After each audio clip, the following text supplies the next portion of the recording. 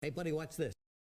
Hello, Regis Gilbin is the name and Hearthstone is the game, and this is part 18, the final part of my Witchwood card review. That's right, 45 new cards have been revealed, and this video is going to cover all of them. Yeah, so we are going to move at a pretty quick pace. That said, of course, if you want to just jump to the quick reviews, you can using the link in the description one last time. Otherwise, we're going to jump into the detailed reviews, but again, I'm going to move through these much faster than I normally do, just because we're squeezed for time. The expansion is going to be here in just a few days, and I cannot spend 5 minutes discussing 45 cards. I just don't have time for that, so I'm going to try to spend like 30 seconds at most per card, so get ready for this much faster pace in the final part of my Witchwood card review. Let's go ahead and jump into it.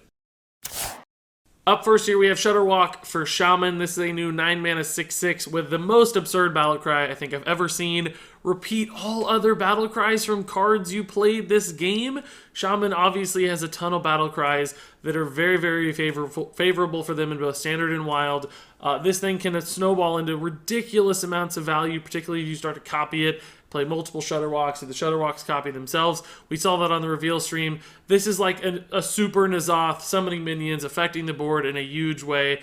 The ultimate sort of swing turn, and you can support and build a deck to make this thing absolutely ridiculous. I think this is going to be an incredibly strong card that gives a certain battle cry archetype of Shaman a really scary tool. I'm a little worried that this basically means neutral battlecry minions for the next 2 years are kind of dead because they can't print anything too crazy, or Shudderwock would abuse it. But I think this is obviously one of those really strong late game finisher cards for a class that desperately needs something awesome. So I think Shudderwock is going to fill that gap really nicely for Shaman.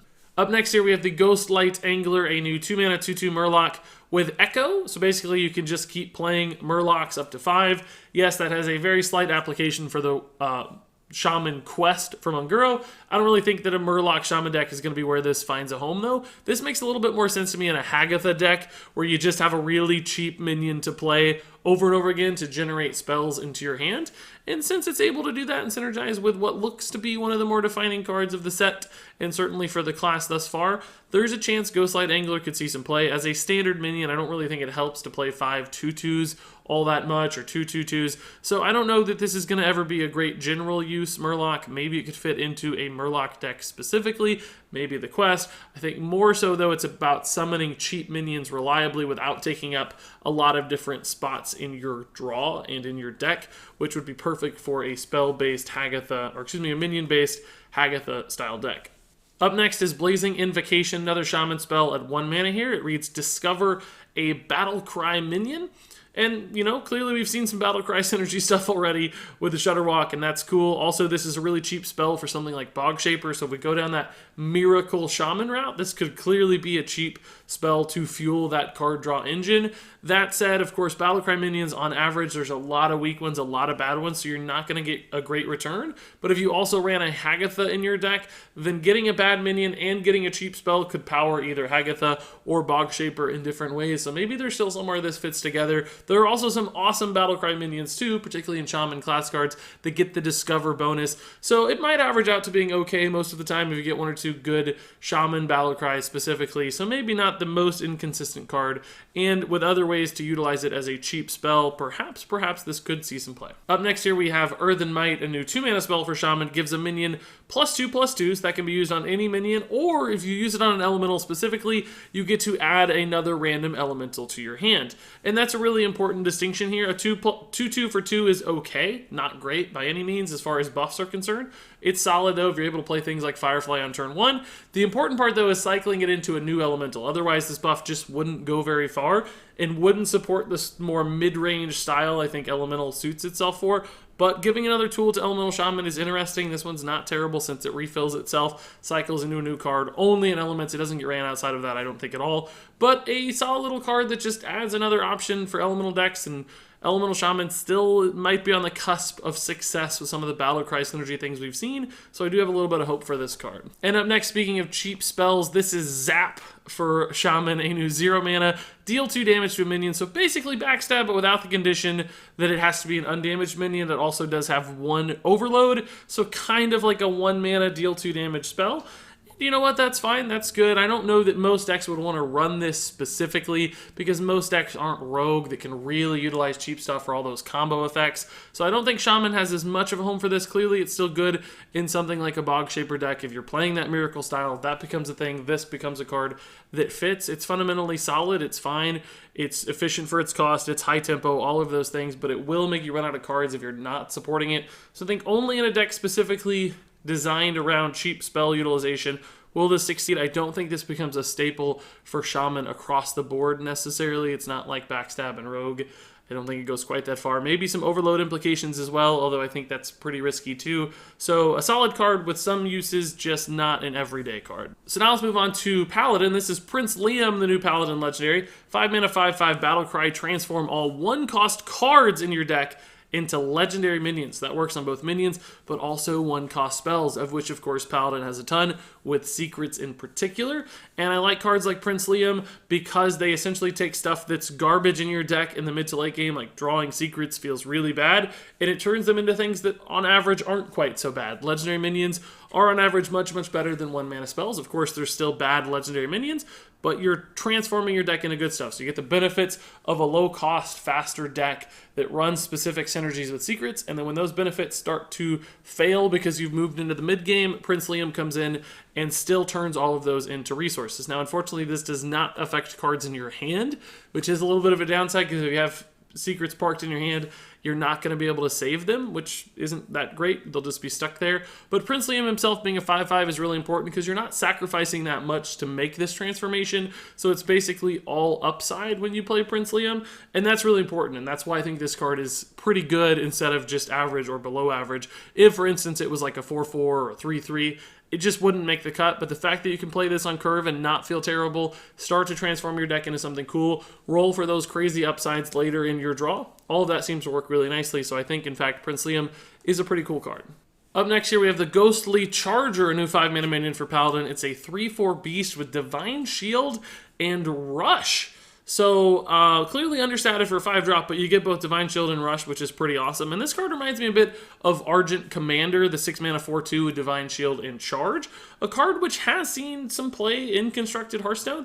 And in fact, I think Ghostly Charger is a little bit better than something like Argent Commander. It doesn't have quite as much attack, but it has far more health, so that after it takes that Rush trade with its Divine Shield, it's still lingering around as a reasonably statted minion that can trade okay in the mid-game, maybe not fantastically as a 3/4, so it's still a little bit awkward, but just because it gives you that free trade to start guaranteed and it's only 5 mana compared to Argent Commander, I do think this is an okay card. There's stuff to work with here, particularly with buffs. You can get a really good value off that Divine Shield if you're buffing this thing with like Ring the Bells, for instance. That could work out really nicely.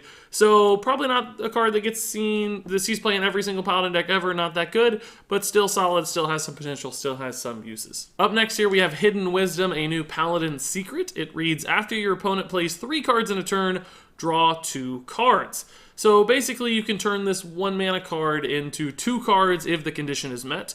And as we've talked about previously with the Hunter Secret that's being added, I do think your opponent playing 3 cards is a somewhat likely outcome that is going to occur in both aggro matchups and control matchups eventually at some point in the game.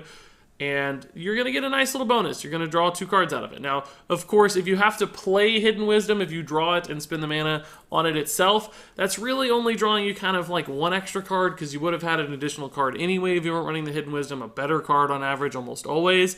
So not necessarily the most efficient unless you can cheat it out for free. And of course, we have seen some ways to cheat out secrets for free with Paladin. We've also seen ways to transform this into a legendary minion. So perhaps there is a 1-mana secret Paladin deck out there somewhere with Prince Liam powering things.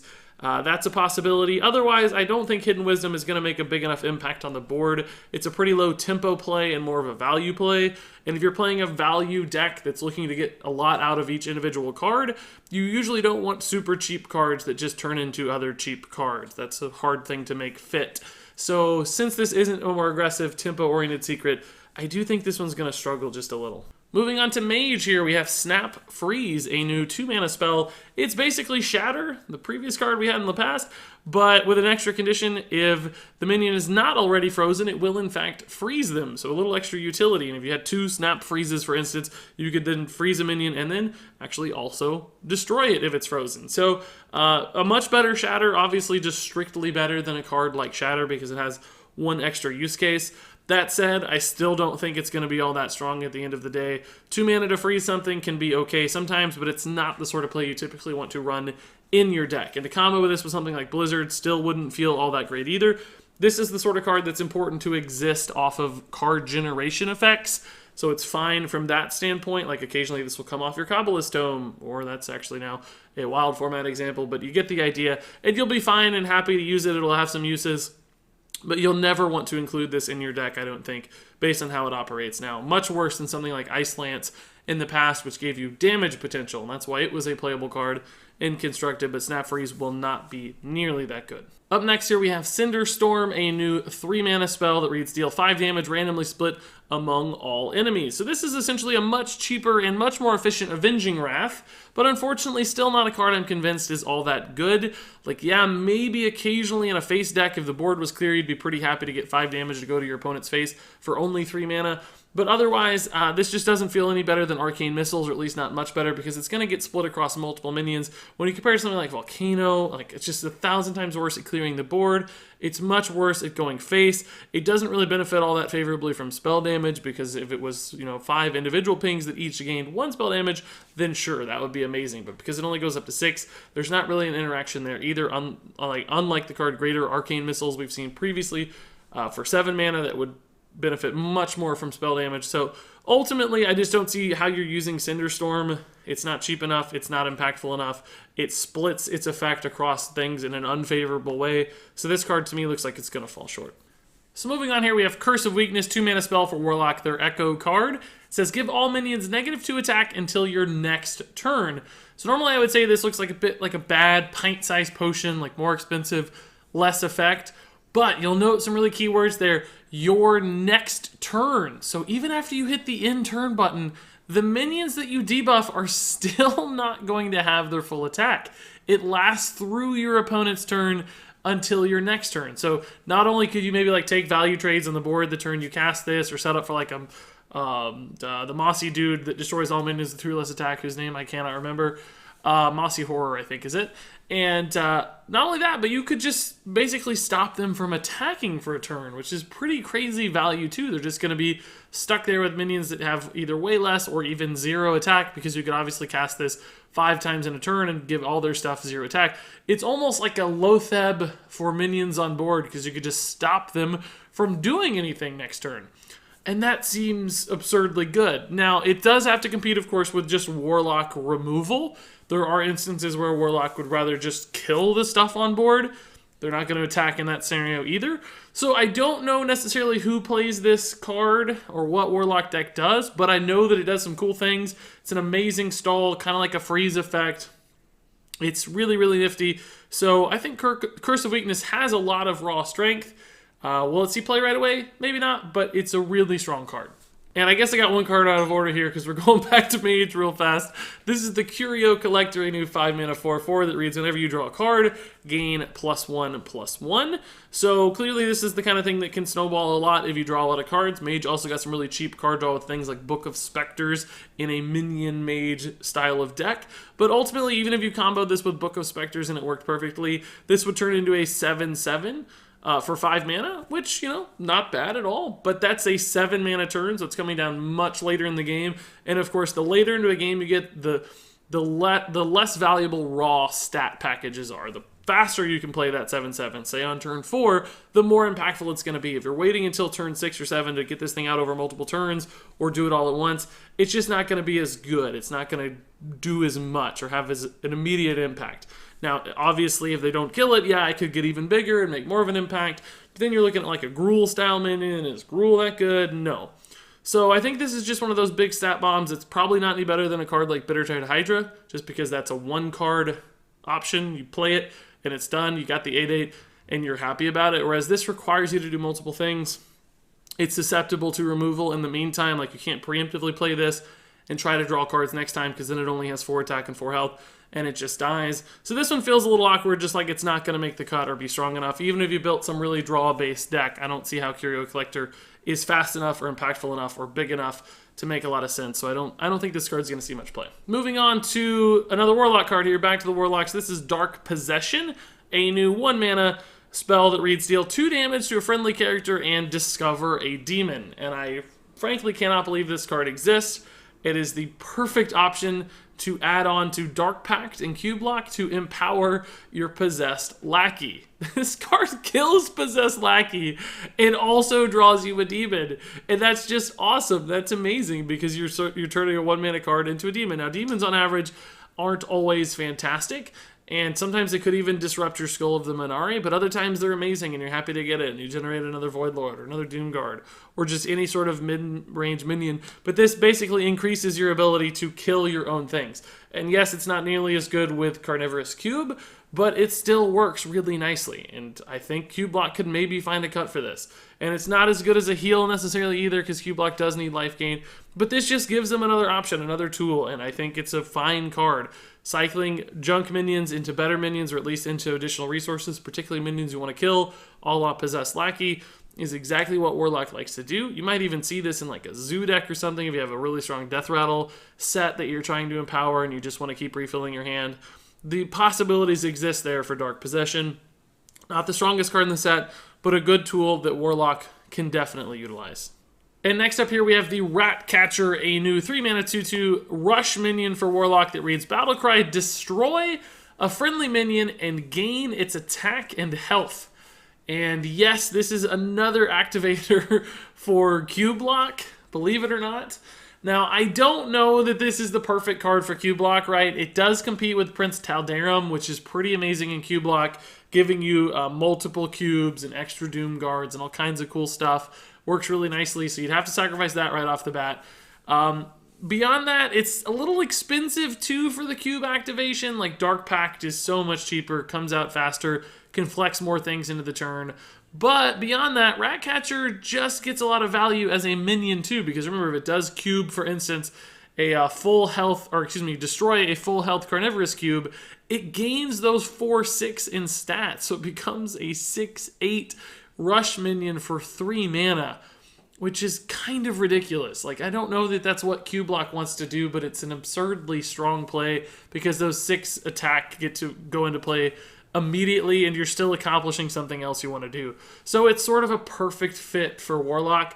I even think it's a decent Zoo card as well. Zoo likes getting the board early via highly statted minions. They have things they can happily sacrifice, like Devil's or Egg, for instance. This could become a 2/5 that summons a 5/5 and takes a value trade into your opponent's early game stuff. So basically across the board, I think Ratcatcher does some really nifty stuff, could work in multiple versions of Warlock, and it's basically exactly the kind of card they're looking for, so I would say a pretty darn strong one. So now let's talk about Witchwood Imp, a new 1-mana 1/1 stealthed demon with a death rattle. Give a random friendly minion +2 health. And frankly, I kind of like this card again. I think it's another good Zoo tool where you just want to get a minion out early. You can do things with it. It's a 1/1. It's not amazing by any means. It's no Flame Imp. It's not even really a Firefly, but it still has some upside. So do I think this gets run in every Zoo list ever? No, not necessarily. Are there better options? Right now, probably. Will this eventually be played in Zoo in a year or two when there are less things like Firefly out there and Malchezaar's Imp rotating out, which is already happening, by the way, so there's already some room being made. Perhaps in a Demon Zoo list, this could work really nicely, curving into that turn 2 demon buff, the turn 3 demon buff. You just need more 1-mana demon consistency options. This is a good one that passes back value. So yeah, Witchwood Imp could certainly see some play, probably later rather than sooner, but frankly, even right away, I think this card still has some potential. And then here for, I think, our final Warlock card, this is Fiendish Circle, a new 4-mana spell that summons you 4 1/1 imps. And frankly, I just don't think that's enough. You just aren't going to get a lot of value out of 4 1/1 imps. There are clearly cards like Stand Against Darkness that do this successfully. And yes, I guess Warlock does technically have ways to buff demons here and there. So there's a glimmer of hope. But Warlock is so good at building wide boards already in Zoo that I don't know how this one fits into that game plan or is nearly as good as other options. If you compare this to something like Implosion that used to exist, this looks literally 1,000 times worse.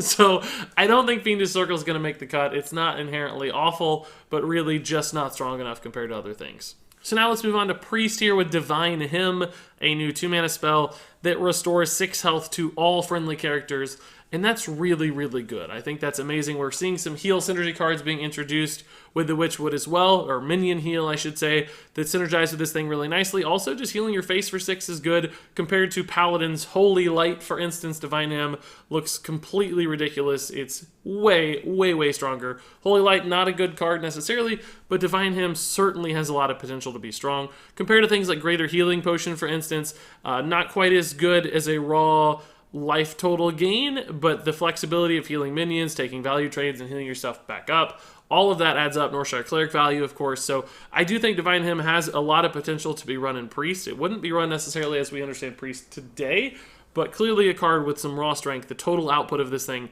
is far above cost in many, many board states. So I think Divine Hymn is rather strong. Up next is the Quartz Elemental, a new minion for Priest, a 5-mana 5/8. It is, of course, an elemental, and it reads, can't attack while damaged. So this reminds me a bit of things like Ironwood Golem, Gem-Studded Golem, cards that have a restriction on when they can attack, and we have seen some success with those so far. I'm not sure Quartz Elemental is the best example of that mechanic, though, personally, although Priest obviously has ways to heal up minions. That's not necessarily the most efficient way to spend a lot of your turns in Priest. This would only this would only be good, in other words, when you already wanted to heal, like when you were using another card to benefit, like Northshire Cleric, or whatever the case may be. If you had some reason you wanted to heal your minions anyway, Quartz Elemental becomes okay. Otherwise, it's pretty bad, particularly because a 5/8 for 5 mana really isn't that above cost anyway for stats. Like, it's only got a few extra health. If this thing had Taunt, I think it would be fantastic. But as it stands, like, you're not gaining much. Compare this, for instance, to Draconid Operative, and you're like, why on earth would I ever run Quartz Elemental? Now, of course, Draconid Operative rotating out, not a fair comparison anymore, but in the general scheme of Hearthstone, in the context of Hearthstone, a 5/8 that doesn't do anything else, that's conditional in its ability to affect the board, is just not strong enough. It just doesn't get there. So this card actually looks rather weak to me because of that conditionality, because of the force synergies. I just don't see how this one ever works. So moving on, we have another one of the heal synergy cards here, essentially with Night Scale Matriarch, a new dragon for Priest, which is of course important too, because Dragon Priest, we need to empower things like Duskbreaker, obviously a really strong card. Getting good dragons for Priest is important. This is a 7-mana 4/9 dragon, really interesting stat line, fantastic against other Priests, in fact, because of that 4 attack. And it reads, whenever a friendly minion is healed, summon a 3/3 whelp. And you know what? That's not bad at all. Being able to turn your hero power into a 3/3 minion as well as +2 health, that's awesome. That's a lot of value out of your hero power. And a 4/9 for 7, not the best stat line necessarily, but certainly acceptable, I would argue, just because 9 health is so hard to deal with, and 4 attack trades into a lot of things fairly well. So I like this minion okay. It's fairly slow. Of course, it's going to take a long time to get a return on your value here. But if you do play Circle of Healing and have a few damaged minions on board, you run things like Spirit Lash to damage everything and, set up a big board. You could get 3 or 4 3/3 whelps on top of your 4/9 basically right away with a play you wanted to make anyway. So I do see some real upside potential on this one compared to our previous card, which I just don't think works very well. This one I can see some uses for, particularly because it is a dragon. So putting it into dragon decks makes a lot of sense too. So I don't necessarily know this is going to be the most played card ever, particularly right away, but it has potential to be good. So now let's move on to one last Priest card here. This is Squashling, the Echo card for Priest, a 2-mana 2/1 with a battle cry, restore 2 health. And of course that 2 health can go to minions or face. We've seen some minion heal synergy cards. So sure, Squashling could work in those sorts of environments where you activate things like our dragon last time multiple times over in a single turn. That's really cool. Also, obvious synergies with Akanai Soul Priest to do damage. This could be a 10 damage, basically a Pyroblast that also summons you 5 minions. That's not necessarily a bad play either if you can stick an Akanai on board. So yeah, this has potential. Just as a raw 2-mana 2/1 that restores 2 health, I don't think the strongest card by any means, but because Priest has the potential to do shenanigans, this is the kind of card that does enough. It's interesting enough. It's unidirectional in its effect, which is sometimes very good because it can be easily slotted into decks and synergize really nicely. So I think Squashling does have a chance to see play. So now let's talk about some Hunter cards. This is Vial, Brewed, Skitter, a 5-mana 1/3 beast with Poisonous and Rush. So basically the idea here with Vial, Brewed, Skitter, of course, is that it's a single target removal card, basically like an Assassinate. You play it for 5 mana, and something on the opposing side of the board dies. And sure, that's okay sometimes, but if you compare that to things like Vial, Spineslayer, for instance, Vial, Brewed, Skitter just looks 1,000 times worse. It's not going to survive most trades for things that you want to kill, because you're going to want to kill the big stuff with it, right? And if it's attacking a big thing, it's going to die in return. Now, it is very reliable, but there's a taunt problem too. If your opponent just has a 1/1 taunt, your Vial, Brewed, Skitter is useless. So I don't really think this card's going to work at all. It's just way too expensive for what it does. At 4 mana, I think it would be far more of a consideration. I think that has some potential just because it would be a little easier to get it out sooner and flex other things with it, particularly as you move into the mid to late game. But at 5 mana, it just feels too expensive. I just don't think it's going to work. Hunter isn't necessarily played super control oriented. That could obviously change.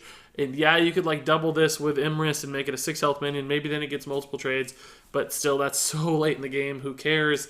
I just don't see how Vial, Brewed, Skitter is going to be fast enough or strong enough. Also just really unreliable. Not something you could also just play on board for tempo if you needed to. So a lot of downsides to this minion, and really, frankly, not very many upsides. Hunter has decent removal with Hunter's Mark, Deadly Shot, that sort of stuff already. So to me, this one's going to fall really far short. Moving on to our next card here, we have the Carrion Drake, a new 5-mana 3/7 dragon for Hunter. That's 2 dragons now for Hunter. That's pretty crazy. We got to keep an eye on that. Also, it reads Battlecry: if a minion died this turn, gain Poisonous. So another poisonous option here for Hunter. 3/7 stat line for 5, not amazing. It's kind of fine. 4/7 would feel way, way better. But of course, it can get poisonous. And of course, I think you'd only play this when it got poisonous. So theoretically trades into everything, right? Except for Divine Shield stuff, basically. And still kills it. So the attack isn't necessarily a problem if this is played correctly. But ultimately, is this the kind of minion that Hunter needs to run?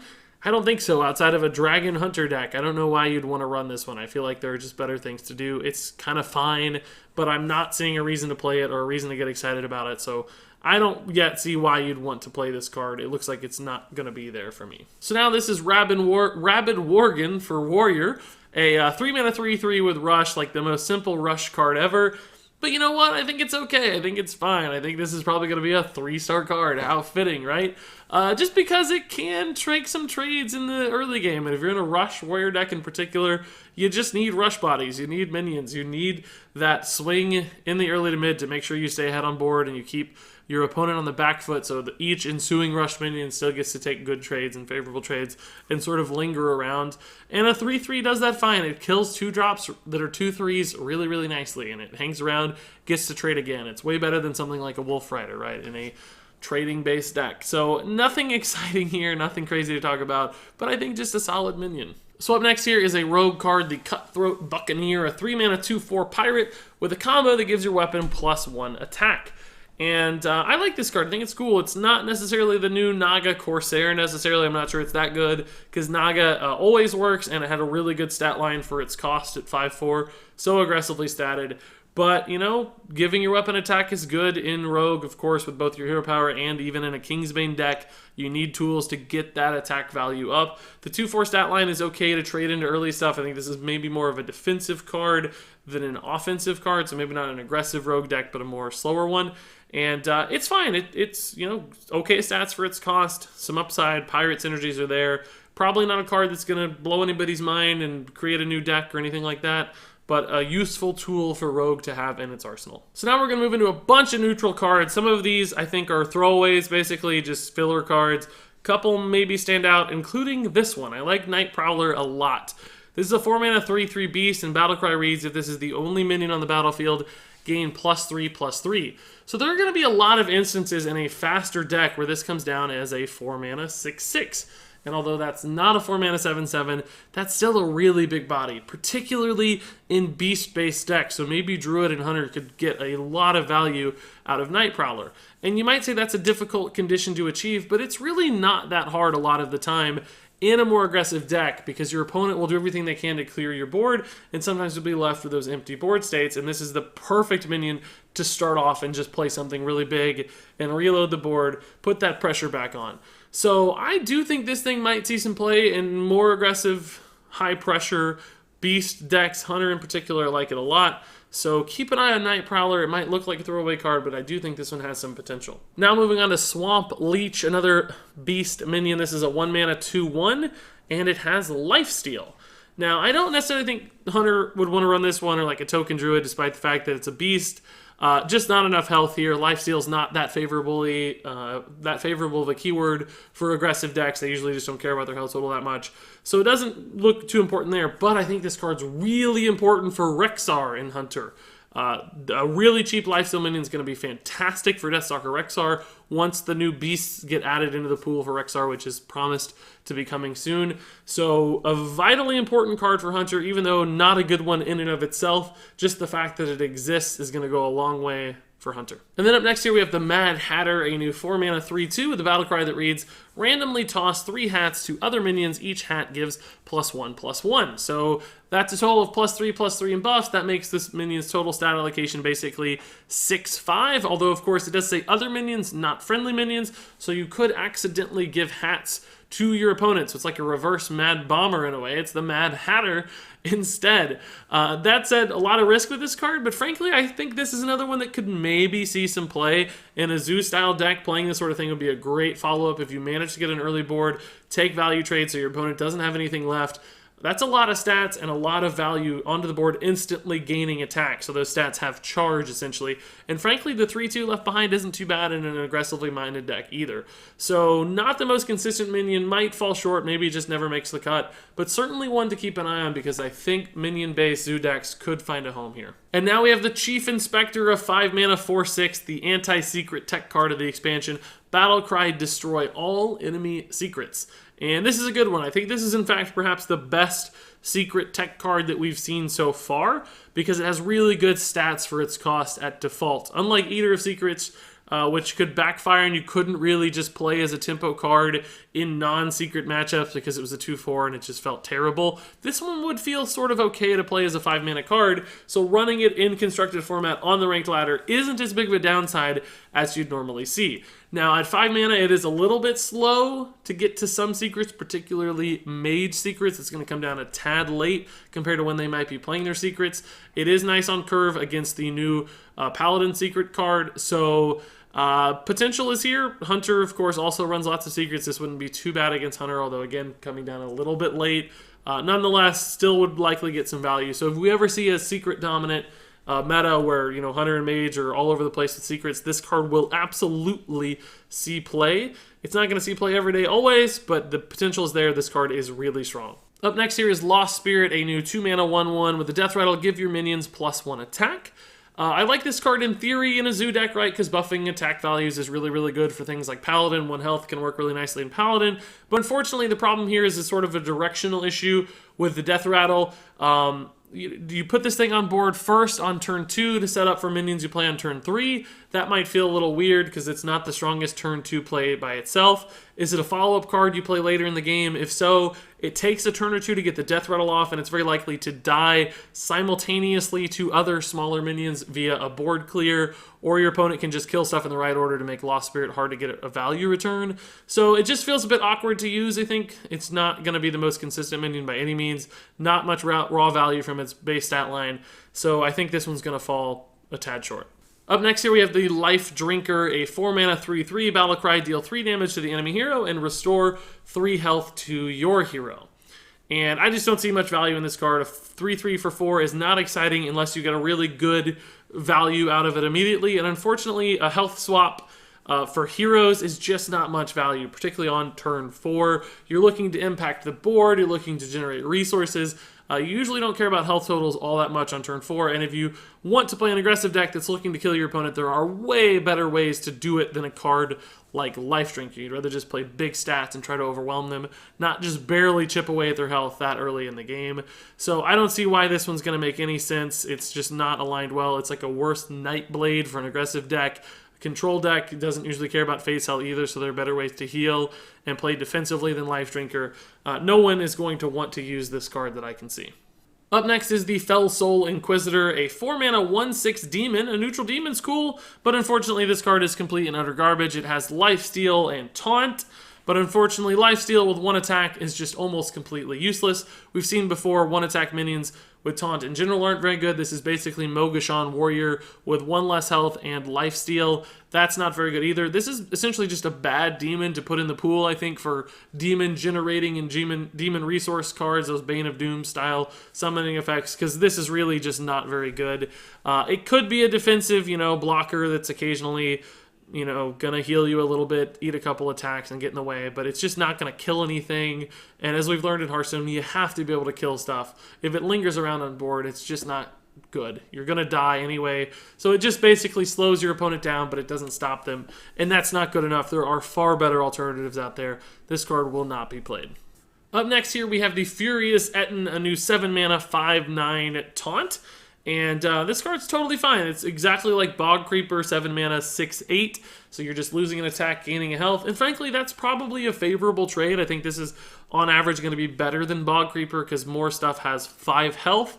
And the additional health on the Etten itself is good because it's just more likely to survive into trades. So I think as far as big neutral taunts are concerned, this one's very, very close to something like Ancient of War, for instance, that Druid used to run successfully.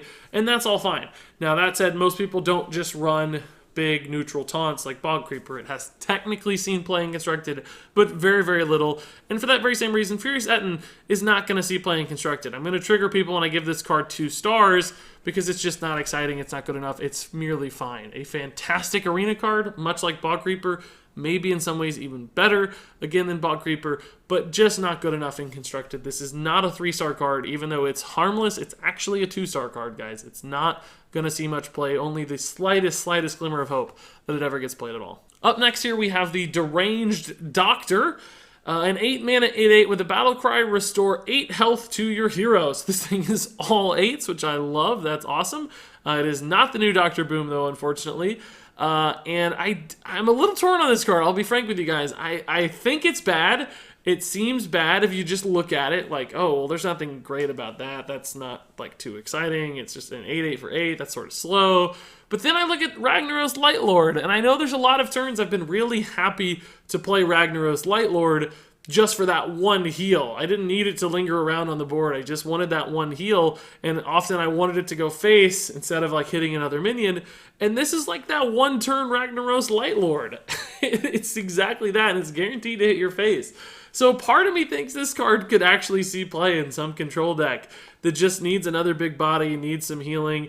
I don't think it will. I think most decks will have better options for life gain, better options for big minions. You'd probably just prefer to run the Lich King a lot of the times, for instance, because it has taunt and the ability to give you healing. So this looks like an inferior version of so many other cards, but part of me still thinks it's probably not that bad. It might just be an okay card. So keep an eye out for Deranged Doctor. So up next here we have the Sand Binder, a new 4 mana 2/4 with Battlecry, draw an elemental from your deck. And this is essentially Gnomish Inventor, but with a tutor effect, which means it draws a specific thing, not just any card, but an elemental, and that's good. Gnomish Inventor is a solid card. This can draw you specific things.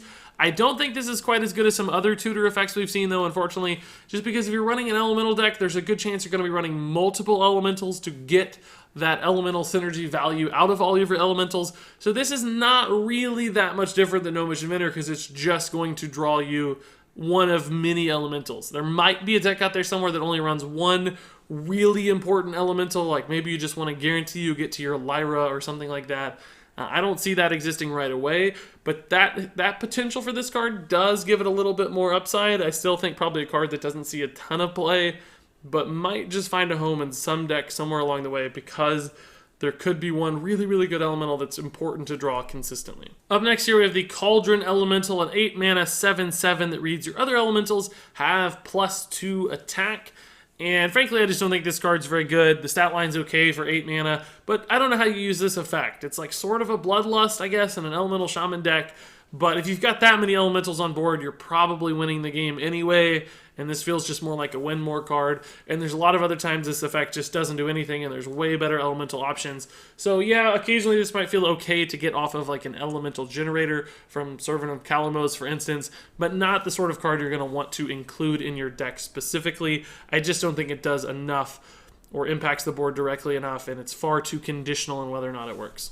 Moving on here to Walnut Sprite. We might have the cutest card in the expansion. Maybe this is the new Feral Gibberer for me, I don't know. But unfortunately, we don't have a very good card. A 3-mana 3/3, although fine.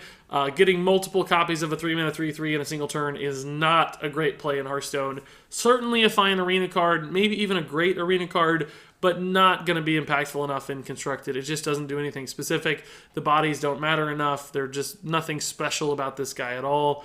He's not cheap enough, not big enough, just a complete throwaway card that is very cute, but very little else. Now up next we have the Unpowered Steam Bot, a 4-mana 0/9 mech, which is cool. It also has Taunt, which is crazy. It's a giant shield bearer. Unfortunately, a complete garbage card, as the artwork would suggest. It looks a bit like garbage, has a tree either growing out of it, or maybe it's just leaning against a tree. I don't know, but it's junk. Yes, Lady in White would make it a 9/9, but you'd still rather run Mogashan Warden in a Lady in White deck, because at least that thing is halfway acceptable if you played it on its own, whereas Unpowered Steam Bot, of course, you play this for 4 mana without a buff, and it just dies completely for free. Your opponent just runs over it. It's barely slowing them down at all. Doesn't address their board remotely. So I don't see how this card gets any sort of play. There are better options at the same cost that aren't good. Even in those super specific Lady in White scenarios, still way too inconsistent and unreliable to ever work. Next up here we have Hinch Clan Thug, a 3-mana 3/3 that reads, after your hero attacks, give this minion +1/+1. So pretty boring looking 3/3, but honestly this might be halfway okay in a couple classes. Rogue in particular I think is exciting for Hinch Clan Thug because you can preemptively play your hero power on turn 2. You can even attack with it that turn and still have an attack ready on turn 3 when you played this thing on curve, basically turning it into an immediate 3-mana 4/4. And a 3-mana 4/4, you know what? That's not bad. That's almost playable because it does have the upside to continue growing. Druid's another class that can attack a lot. There are a handful of weapon classes, obviously, that could potentially use this thing. But I think Rogue is the only one that makes a ton of sense because, for instance, with Druid, you have to spend the 2 mana to attack the same turn you play the Hinch Clan Thug to buff it immediately, and that's a 5-mana play instead of a 3-mana play. Even if you played this thing on turn 3 and you were planning to hero power on turn 4, then you played a 3-mana 3/3 that's much more susceptible to death. Only Rogue can really make this thing an above-stated minion the same turn you play it, which is what I think would be important to make it successful. So probably a fairly weak card still in the scheme of things, but maybe there's some aggressive weapon-based Rogue deck that turns Hinch Clan Thug into a decent card. And then up next here we have the Tangle Fur Mystic, a 3-mana 3/4 with a battle cry, add a random 2-cost minion to each player's hand. So 3-mana 3/4, pretty solid, right? That's a stat line that always makes me pay attention. That thing is going to be good in the early game at trading. And the battle cry here is interesting, right? It's symmetrical, so it's not really much of an upside technically. But of course, as this gets into the late game, you can use that true drop before your opponent. Your deck that you're playing against might not also be a deck that really gets much value out of 2 drops if they're not a minion-based deck or they're just a control deck that's looking to spend all their mana anyway. So often this is not really a symmetrical effect. Often it's an effect that's going to benefit you more than your opponent. And then of course you also have the implications of a mill deck that's looking to fill up your opponent's hand or fill up your hand like Hand Druid and make them overdraw cards, sort of like Cold Light Oracle, right? Give them a junk card, make them burn a card. So you know what? This card does have some potential to me. I think it won't see play as just a tempo play in a minion-based deck, but it might see play in a mill deck, although we don't know if mill deck's going to be successful, but if it is, this is the sort of card that could fit fairly nicely into that environment. Moving on here to the Swamp Dragon Egg, a new 1-mana 0/3 egg with a death rattle that reads, add a random dragon to your hand. So a dragon generator card here. Unfortunately, I think for eggs to be really good in Hearthstone, they have to be more of the tempo variety than the value variety. In other words, they need to summon a big minion once the egg is popped, not just add something to your hand. Because you're sacrificing a lot of tempo already to play a minion that can't attack or immediately impact the board. So you want that to pay off in tempo, usually in faster, more aggressive decks, like we've seen with the Rubian Egg and Devilsaur Egg. Those have worked fairly well. On the other hand, things like Runic Egg don't seem to work quite as well because you're kind of just throwing a minion out there that's hard to use and may never die because your opponent's not really forced to address it at any given point. Now, of course, this is the kind of thing that can set up nicely for a buff body. Maybe there's still like an Egg Paladin list that makes a lot of sense because your opponent doesn't want to kill this, so it lingers around and you get to buff it. But unfortunately, once again, your opponents are going to be way happier to kill this than something like Nerubian or Devilsaur Egg because they're not going to get punished right away. They're just adding a card to your hand that you have to spend the mana on, has to come down later. You have other cards you could spend mana on anyway. So there's far less punishment to kill something like this, and that means it's less likely to survive for buffs. So really, I don't see any deck that makes this one work, not even Dragon decks. I think it's just going to be too slow, and it's directionally aligned with value instead of tempo, which is its biggest hurdle. Up next here, we have the Darkmire Moonkin, a 7-mana 2/8 with spell damage +2. This is basically a baby Malygos, and I think it's worse than Malygos in a lot of ways, even though it's cheaper. Still way too expensive compared to something like Evolved Kobold we saw in the past. If you really care about spell damage, you're going to need mana left. You're going to need to be able to combo it in a single turn with other stuff, which Darkmire Moonkin does not allow. It's almost impossible to play other stuff with this card because it's so expensive. It's not as good as Malygos for combo decks either because it doesn't have as much spell damage output. So this one just looks like it's going to fall short. It doesn't do anything. The stats are bad. It's not big enough, not direct enough. So not a very good card. So now let's move on to the Marsh Drake here, a 3-mana 5/4 dragon with a battle cry that reads, summon a 2/1 Poisonous Drake Slayer for your opponent. And you know what? I kind of like this card. Keep an eye on this one. I usually hate cards that summon stuff for your opponent, but those have almost universally thus far summoned random things for your opponent and can give them some really high roll minions that you can't deal with. And you just don't know what they're going to get, and that risk has been too high. And frankly, the payoff usually hasn't been that great either with things like, Hungry Dragon or the Etten. I can't remember all these names. I'm not sure either of those is right, so forgive me, but hopefully you'll know what I mean. But with this one, it's always going to be a 2/1.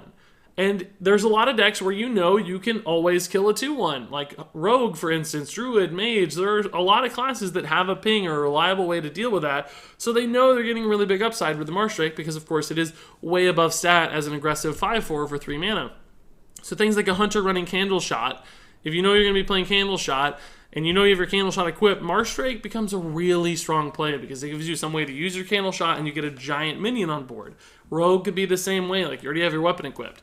So I think Marsh Drake has actually got a lot more potential than other minions I've seen in the past that summon stuff. 5/4 on turn 3 is going to apply a ton of pressure in fast decks. It's really, really aggressive. So I actually think this minion might be a sleeper. I think this thing's really threatening. Not, of course, in every deck. The 2/1 would just kill the Marsh Drake in a lot of decks. But if you can set up for it, if your deck is built around it, this is a scary, scary card. So keep an eye on this one. Up next here is the Vicious Scalehind, a 2-mana 1/3 beast with Lifesteal and Rush. And unfortunately, I just don't know where this minion lives. Like, it's okay. 3 health for 2 mana solid. Lifesteal's good. Rush is good. It can kill a lot of tokens and gain you a little bit of life in the process. But who runs this? Is it a control hunter list? Is it good enough? I think it's more important, once again, that this card exists for Rexxar than the fact that it's actually ever going to be played. I don't think any deck finds a home. There are so many better alternative cards out there at the same cost that do things that just make more sense or fit in a single direction better. So probably not a constructed card by itself, but a really important card for Rexxar. And then up next here we have the Wormguard, a 7-mana 3/11 that reads, if you're holding a dragon, gain +1 attack and taunt. So once again, just a really big taunted 7-drop, but only in dragon decks specifically. And again, pretty much that Ancient of War stat line, which is fine, that's been played, but I just don't know if this card's good enough. It's so slow, it comes down really late in the game. You want your taunts to be more impactful in the early to mid game where you're trying to shut down aggro. The big taunts later in the game just aren't as good these days. You'd rather just have big stats late in the game if you're going in a more controlled style of play. So the fact that this, gets a little benefit from dragons, it's not much of a benefit. Frankly, it's so much worse than a card like Twilight Guardian we saw in the past with the exact same effect, but it was a 4-mana card. And that worked perfectly, and it was a dragon itself, which was really nice. So Wormguard just does not look like a great dragon synergy card to me. I don't know who's going to want to run this or why when there are so many other taunt options and big minion options. This one just doesn't seem like it's going to be good enough. And then finally, the very last card here I have is Baleful Banker, a new 2-mana 2/2. And the battle cry reads, choose a friendly minion, shuffle a copy of it into your deck. I think this is a completely ridiculously awesome card. There are so many good battle cry minions in Hearthstone that you'd love to shuffle copies of back into your deck in, control, value style decks. Just getting that additional resource, getting that super awesome, valuable battle cry back is amazing. Think things like Shudder Walk, like we saw in the reveal stream. That's absolutely incredible. But there are so many examples of great minions you'd love to have an additional copy of. So I think Baleful Banker is absolutely going to see play in Hearthstone, and frankly, quite a bit of play in control decks. And there you go, guys. I've done it. I've moved through 45 cards. That was crazy. So now let's go back through these 45 cards, and rate each of them from 1 to 5 stars. Shudder Walk is a 5-star card. Ghostlight Angler is a 3-star card. Blazing Invocation is a 3-star card. Earthen Might is a 2-star card. Zap is a 3-star card. Prince Liam is a 4-star card. Ghostly Charger is a 3-star card. Hidden Wisdom is a 2-star card. Snap Freeze is a 1-star card. Cinder Storm is a 1-star card. Curse of Weakness is a 4-star card. Curio Collector is a 2-star card. Dark Possession is a 4-star card. Ratcatcher is a 4-star card. Witchwood Imp is a 3-star card. Fiendish Circle is a 1-star card. Divine Hymn is a 4-star card. Quartz Elemental is a 1-star card. Nightscale Matriarch is a 3-star card. Squashling is a 3-star card. Vial Brewed Skitter is a 1-star card. Carrion Drake is a 2-star card. Rabid Worgen is a 3-star card. Cutthroat Buccaneer is a 3-star card. Night Prowler is a 4-star card. Swamp Leech is a 1-star card. Mad Hatter is a 3-star card. Chief Inspector is a 4-star card. Lost Spirit is a 2-star card. Life Drinker is a 1-star card. Fel Soul Inquisitor is a 1-star card. Furious Etten is a 2-star card. Deranged Doctor is a 3-star card. Sandbinder is a 2-star card. Cauldron Elemental is a 1-star card. Walnut Sprite is a 1-star card. Unpowered Steam Bot is a 1-star card. Hinch Clan Thug is a 2-star card. Tanglefur Mystic is a 2-star card. Swamp Dragon Egg is a 1-star card. Darkmire Moonkin is a 1-star card. Marsh Drake is a 3-star card. Vicious Scalehide is a 2-star card. Wormguard is a 2-star card. Baleful Banker is a 5-star card. And there you go, guys. Part 18 of my Witchwood card review. The final part of my Witchwood card review. We have now reviewed every single Witchwood card. Tell me what you think. Which cards here are going to be the sleeper hits? Which cards are terrible? What are you most excited about? What do you want to try? Leave all your thoughts in the comments below. But until then, thank you so much for watching all of these card reviews. And until next time, game on.